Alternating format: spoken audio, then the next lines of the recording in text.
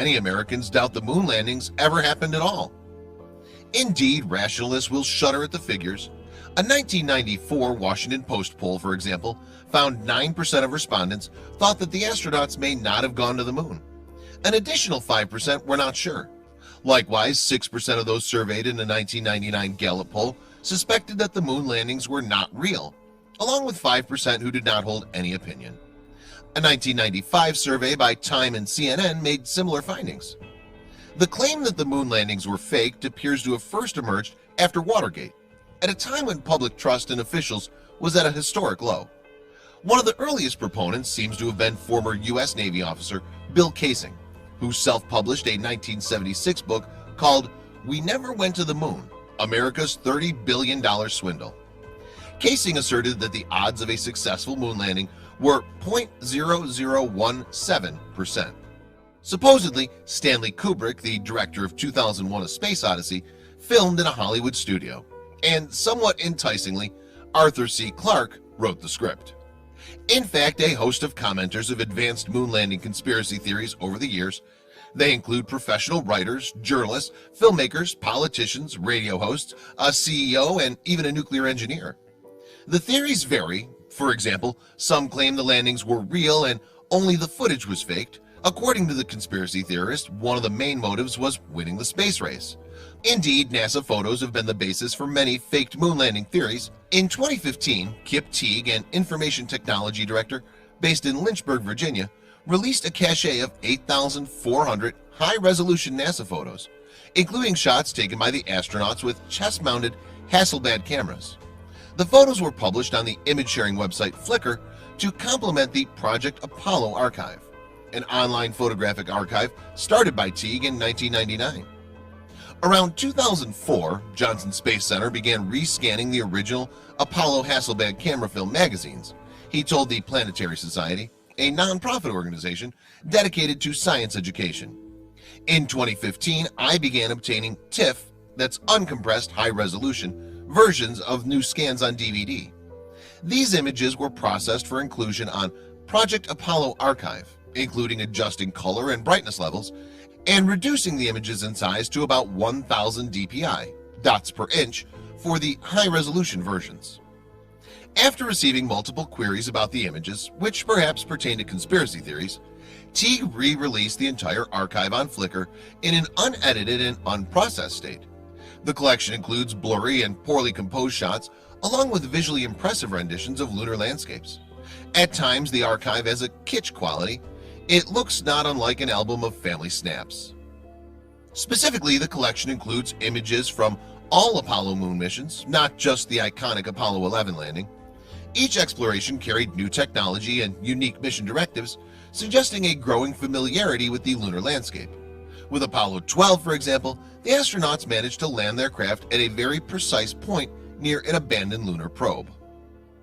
And on the Apollo 14 mission, Commander Alan Shepard famously knocked some golf balls across the lunar surface. The crew, which included Command Module pilot Stuart Roosa and Lunar Module pilot Edgar Mitchell, also retrieved 94.35 pounds of moon rocks for analysis. And the tree seeds they took with them on their journey successfully germinated on their return. Apollo 15 marked the start of long-stay missions on the moon and the first ever deployment of NASA's lunar roving vehicle. Over the course of 3 days, Commander David Scott and Lunar Module pilot James Irwin documented the lunar surface. They used an array of scientific equipment, including a gamma-ray spectrometer, a laser altimeter, and a mapping camera. Apollo 17 was the last Apollo mission. Led by Commander Eugene Cernan, it involved a 3-day scientific survey of the Taurus-Littrow Valley. The mission broke records for the longest period in lunar orbit, the longest time on the surface of the moon, the longest total time in moonwalks, and the largest sample of moon rock ever collected. But NASA has not returned to the moon since. In 2017, for example, one YouTube user called StreetCap1 asserted that the reflection on the visor of an Apollo 17 astronaut revealed a figure of a human not wearing a spacesuit.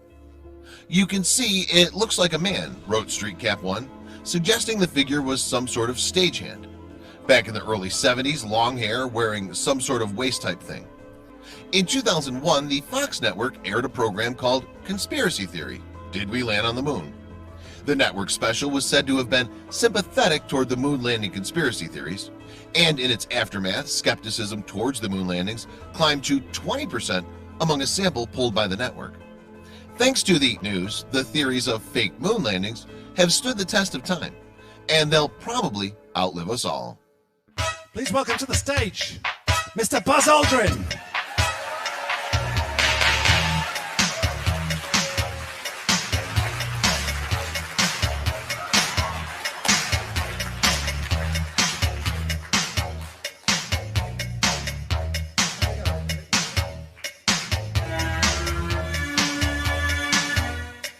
Science!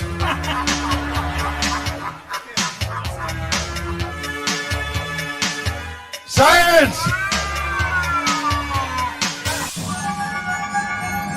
March 2nd, 1972. The Pioneer 10 spacecraft leaves Earth for mankind's first flight to Jupiter. On board are 11 scientific instruments and 1 plaque. Within 2 years, the spacecraft flies by Jupiter and acquires enough energy to propel itself on a continuing odyssey of discovery, seeking the boundary of our solar system. And as an emissary from Earth, the 6 by 9-inch gold plaque tells any finder, even millions of years from now, that our planet evolved an intelligent species capable of thinking beyond its own time and beyond its own solar system. Today, Pioneer 10 is nearing that boundary, but now there's only one functioning scientific instrument. It's the Geiger Tube Telescope of James Van Allen, sending data back to him about the mysteries of space from billions of miles away. At the dawn of the space age, he was there. Following the family tradition, Van Allen pursued graduate studies at the University of Iowa in Iowa City, completing a master's degree in 1936 and 3 years later a PhD in the new field of experimental nuclear physics. My most important part of it was development of a vacuum tube, so-called rugged vacuum tube, which was obviously essential to the fuse. That was long before the days of transistors. In fact, there was something like 80 million of these rugged vacuum tubes incorporated in my design made during World War II. In 1948, Van Allen authored a report that attracted media attention. The New York Times ridiculed his conclusion. Time magazine questioned his prediction that in the future, satellite missiles would be used to collect scientific data above Earth's atmosphere. Once again, Dr. Van Allen's vision was ahead of its time. We were just eager to have greater capabilities in those days, and we realized the immense potential if we could just get away from the Earth and outside of the Earth's atmosphere and make measurements where they'd never been made before and settle various basic questions. Eventually, the captured V-2s were expended, and in the summer of 1950, North Korean armed forces invaded South Korea. With superpower ideologies clashing, military funding for scientific research began to decline. At Iowa, there were no university funds to continue his research, so beginning in 1951, with a group of eager graduate students and surplus weather balloons, Dr. Van Allen resumed his investigations of Earth's upper atmosphere. Well, now, is this similar to the kinds of rockets, these guided missiles that the military have been using? They have some of the same elements to them. However, theirs are completely unguided missiles. We carry them up in a balloon to about 70 or 80,000 feet, then launch them from there. So I guess this is the device I heard that you more or less invented. What do you call that thing? Well, we call it a rockoon, a combination of a rocket and a balloon. And it first goes up in a balloon, and then from there, up in the air, it's automatically shot off to go higher. Is that the idea? Correct. Yes, with a very inexpensive rocket now, we can get above 60 miles altitude. The test flight went perfectly. It assured us in Huntsville that our rocket would work all right, and as we had expected. It gave us the possibility to go to Van Allen and say, Dr. Van Allen, we have proven that we have a rocket that can put a satellite in orbit. If we had built out of that same rocket with the same propellants, same system, except for the life fourth stage, if we had built it that way, we could have put a satellite in orbit as early as 1956, a year or even longer before the Russians launched their Sputnik. After that successful flight, von Braun hid one of the Jupiter-C rockets in a hangar, out of sight.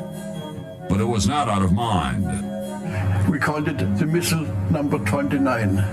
And we all knew, even though nobody talked publicly about it, that this would be the rocket that could be transformed quickly into a satellite launcher. By September 1957, Stullinger had become more convinced the Soviets would soon launch their satellite.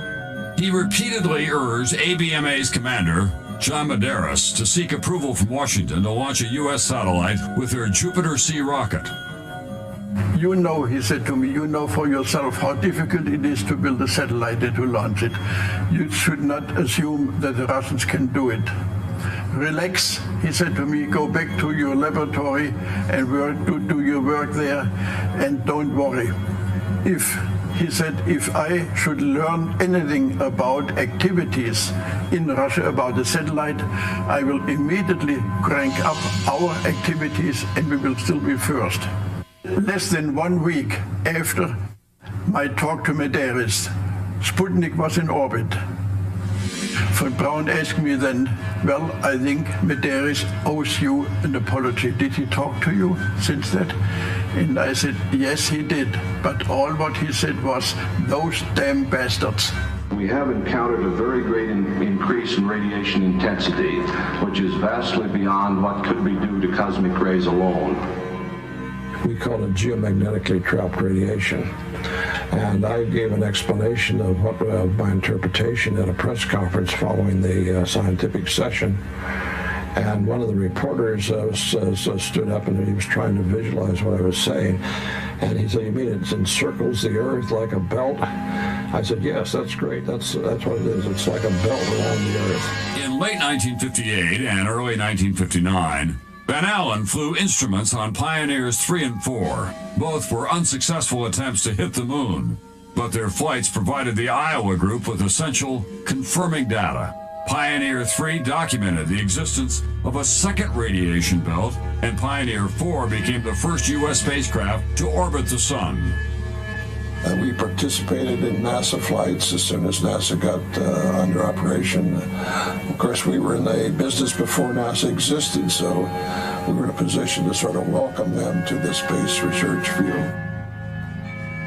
In the early 60s, the experienced Iowa group was a clear choice for extending near-Earth satellite research.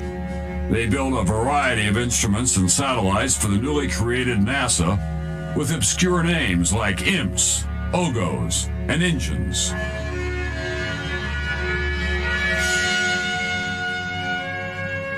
In this laboratory, we built more satellites, built and flown more satellites for scientific purposes or any other purpose for that matter than the whole European Space Agency, Japan, China, India, the whole rest of the world, except for Russia and the U.S. and the rest of the U.S. in this one laboratory. Only Coca-Cola gives you that refreshing new feeling, refreshing new feeling, refreshing new feeling. Coca-Cola is bright and lively. Coca-Cola has more zest. Coke with a lot more zest and living. Refreshing zest. Only Coca-Cola gives you that refreshing new feeling, refreshing new feeling, refreshing new feeling. Coca-Cola gives you that refreshing new feeling. Coca-Cola refreshes zest.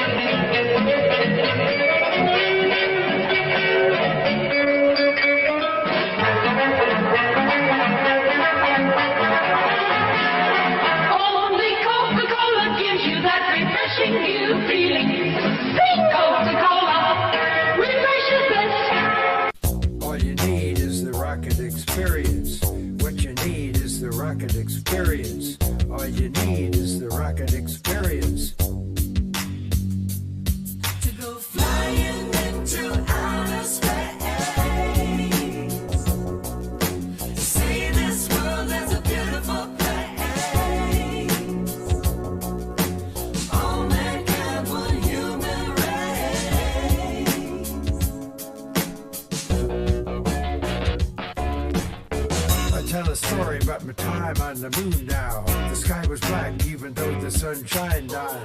Moonwalking such a trip, it's so fine when you're walking in the lunar dust. As I stated a long time ago, it's going to take a whole lot of one's time and energy to comment on their obnoxious defamation without getting pissed off. If you are not yet pissed off at the proper guests, you should be. 3 years after the trial, Casey and Renee both attended the premiere of Bart Sorrell's documentary, A Funny Thing Happened on the Way to the Moon. Prior to the completion of the film, the two authors had been flown to Sorrell's hometown where they gave him on-camera interviews. Renee was impressed with the footage that Sorrell showed him and Casey that day. I pulled him aside. I said, Jesus Christ, look what you got here. This is the most important thing in the whole film. Whether you're filming, you're shrinking. I said, for Christ's sake, slow it down. Let the people absorb it, you know? Show it to them. Cut your film short of someplace else, but this is the important thing you found. It seems Sorrell took Renee's advice, as he later released the footage he received from start to finish on a separate DVD. In addition to the pre-landing telecasts, Bart Sorrell had also received from NASA the 16mm reels. These included the lunar EVA. These reels are part of the Apollo 11 DVD set by Spacecraft Films. But curiously, there is one glaring difference between the footage Sorrell received and the footage that Mark Gray released. These telecasts and 16mm videos were individually slated with title cards at the beginning. In the footage Sorrell released, these title cards were all included. But curiously, as seen on the Spacecraft Films DVD, in many cases, when these original slates were used, these images had been reframed to the point that the dates were cropped out by the top of the screen. It leads one to wonder, what were those dates? Renee was sure to give it a mention at the end of his book, and before his retirement, Sorrell used to talk about it all the time on radio. Let's watch now and see what was so incriminating that the title card needed to be adjusted.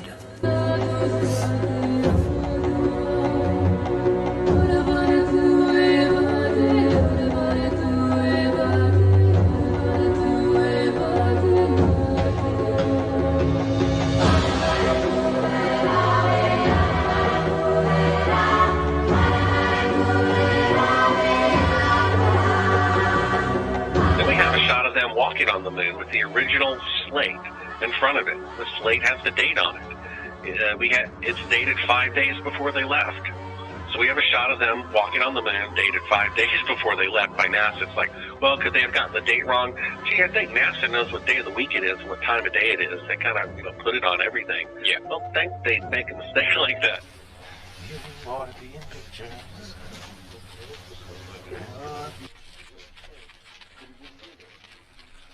Not the best. Let's say it's another one to print. I think that's awfully good. That one and the one before it was pretty good. This is have really... about 15 seconds. Oh yeah, you got a lot of time there. I claim this land in the name of... What do you got now? Now move. Cut it.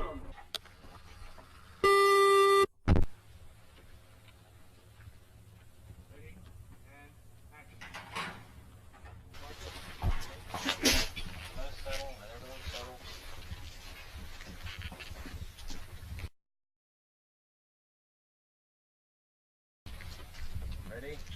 And action. Got it? Jim? There you go. Quit that. Print four. He needs to go off this mark. Or once more, please. Otherwise, he, let me walk it. Right in the middle of it. 41. Here's what we really need is for him to go to his left and then kind of veer back. Is that right?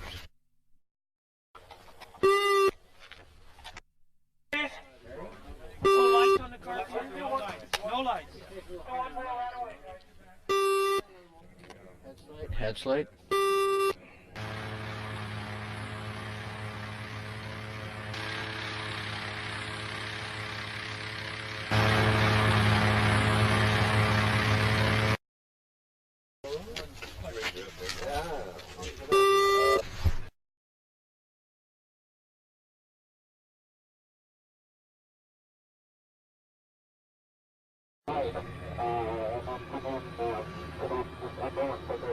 Exactly right, and it has to be.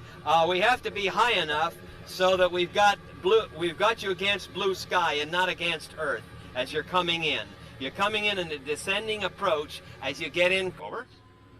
We can rehearse it. Said go back and we'll rehearse it and see how it looks. Okay.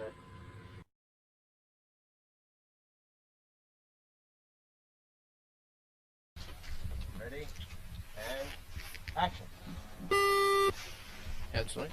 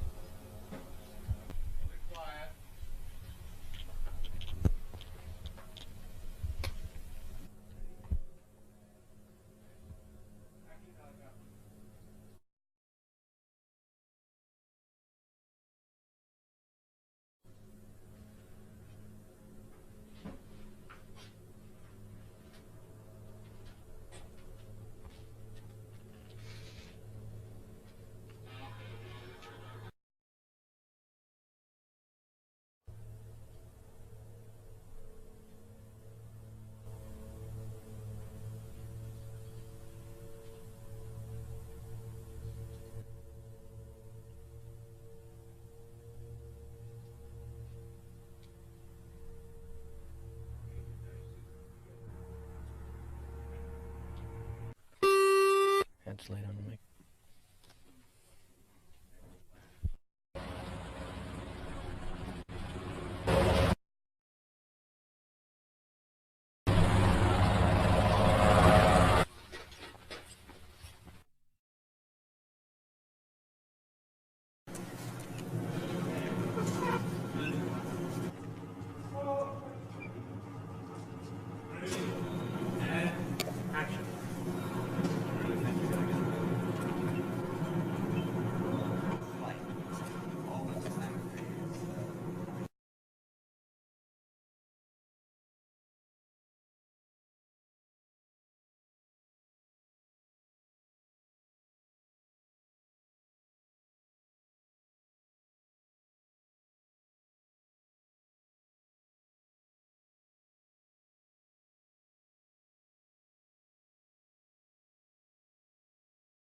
Ready?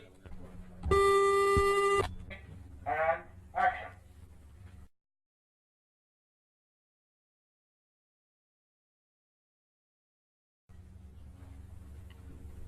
Ready and turn. Use the second marker there. Love you, Well,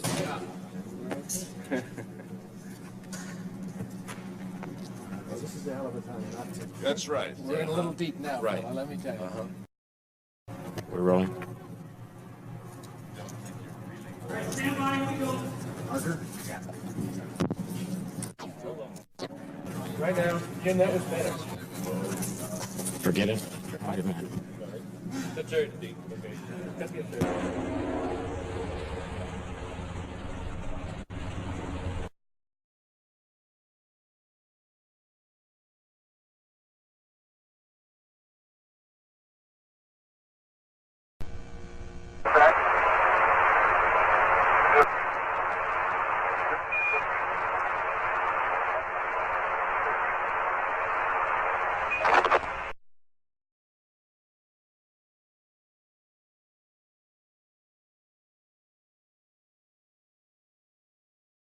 Boy, Houston, the beauty of this place is just absolutely incredible.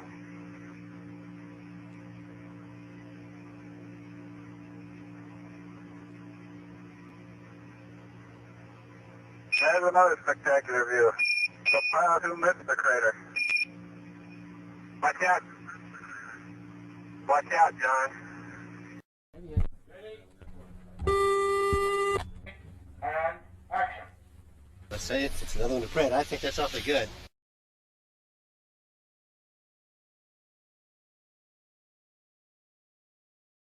Did they use clamp sticks on this one? Be a might tap hit. Hey.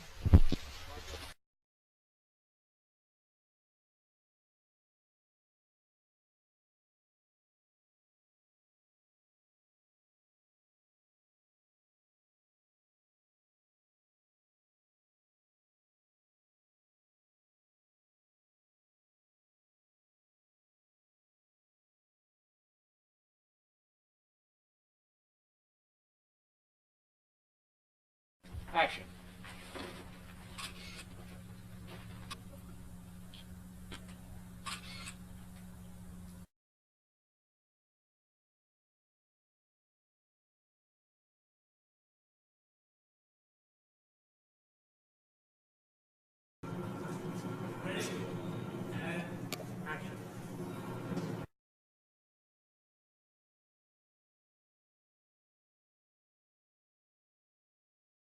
What the feelings of the Apollo program are, and a symbol of mankind that we can live in peace and harmony in the future. I didn't kick him all the way inside. Rather than even say anything about the, just I like to keep this stuff to an absolute minimum. Peter has...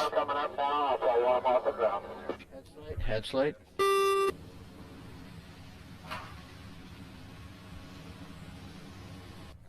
You want to head? You landed in the field.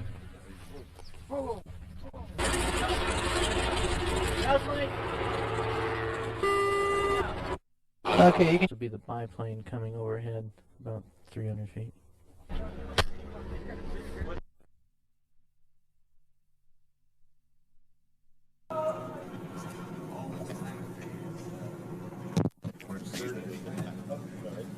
Certainty.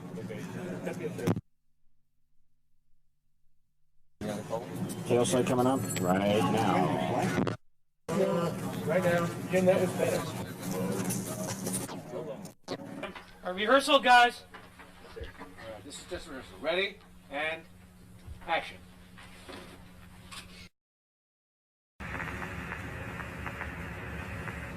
Altitude double high. I think it's been almost 10 years since we've been trying to do this. Pitch forward, get a really good view of the Eagle, you're landing looking site. great. Coming up 9 minutes. Roger, understand. Go for landing. 3,000 feet. Peter has... Coming up now. I'll warm off the ground. Peter has put a mark back there where he wants you to land, What's so you it can look cue like? them on. 5.5 Frank, what is it? It's a tire and something. Forward. This is a good spot. Good to know? Yeah, that's all right. Command override off. Engine arm off. We're home. 413 is in. Man on the moon. Okay.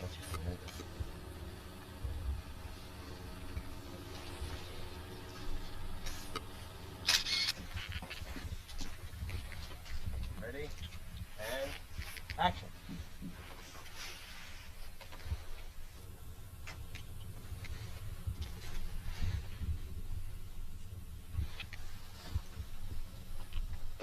What do you think? Well, it's not a good idea, but... What were you going to do?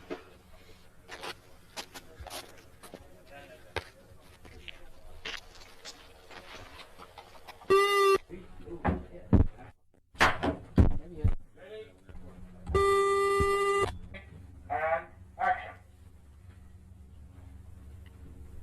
Ready, and turn.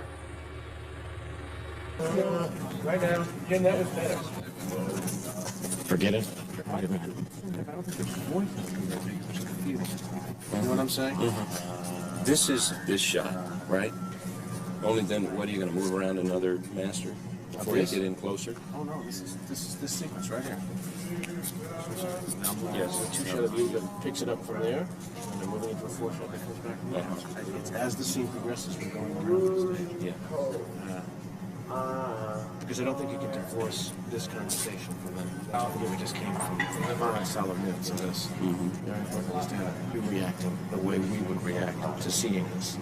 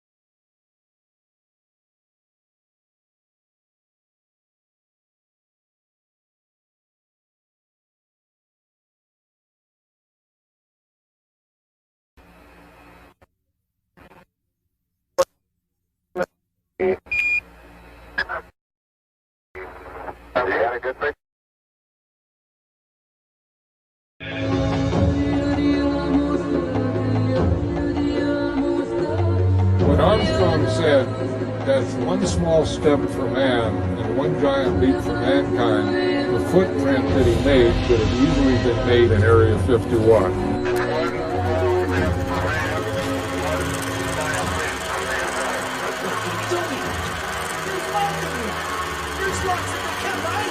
Stop backing it! Stop it! Look at me! Look, everybody!